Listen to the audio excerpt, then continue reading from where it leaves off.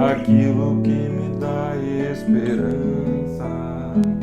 Quero trazer à memória aquilo que me dá esperança.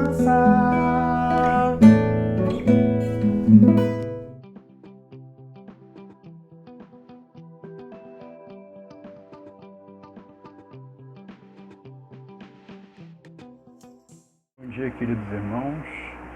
Fazemos hoje mais uma devocional da nossa série Doses de Esperança. E gostaríamos de trazer a atenção dos irmãos no texto que está no segundo livro de Pedro, na segunda carta de Pedro, capítulo 3, verso 9, que diz o seguinte: o Senhor não demora em cumprir a sua promessa, como julgam alguns. Pelo contrário, ele é paciente com vocês, não querendo que ninguém pereça, mas que todos cheguem ao conhecimento da verdade. Uma das dimensões que nós enfatizamos quando pregamos, quando falamos, quando refletimos sobre a Bíblia, é a dimensão individual. Salvação, plano de Deus para a sua vida, o que Deus espera de você. Mas há uma outra dimensão que é tão importante quanto na comunhão, que é a dimensão coletiva. Deus chamou o povo de Israel coletivamente e chama a igreja coletivamente, nos chama coletivamente. Eu tenho que cuidar de mim e tenho que cuidar dos outros, tanto os que estão na nossa igreja ou fora e nossos amigos, nossos vizinhos, nossos colegas.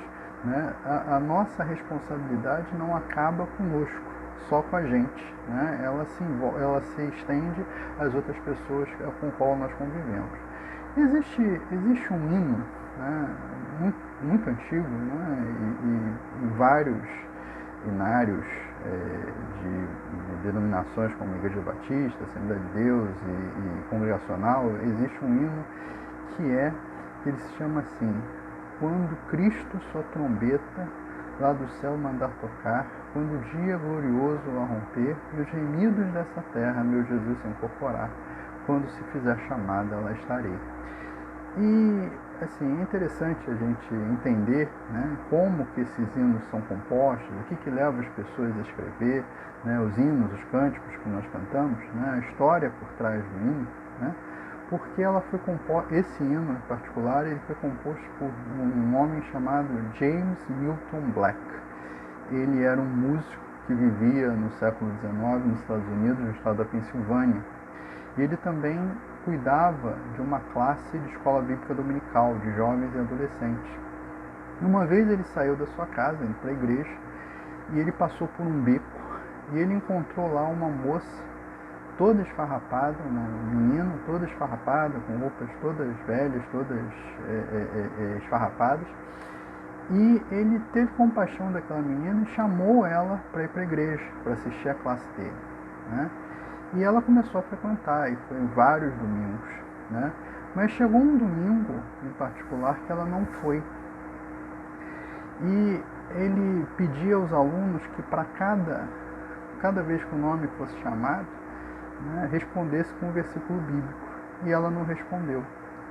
E de imediato ele começou a ficar preocupado o que poderia ter acontecido, porque ele sabia que aquela menina era de uma família, um pai alcoólatra, uma família cheia de problemas.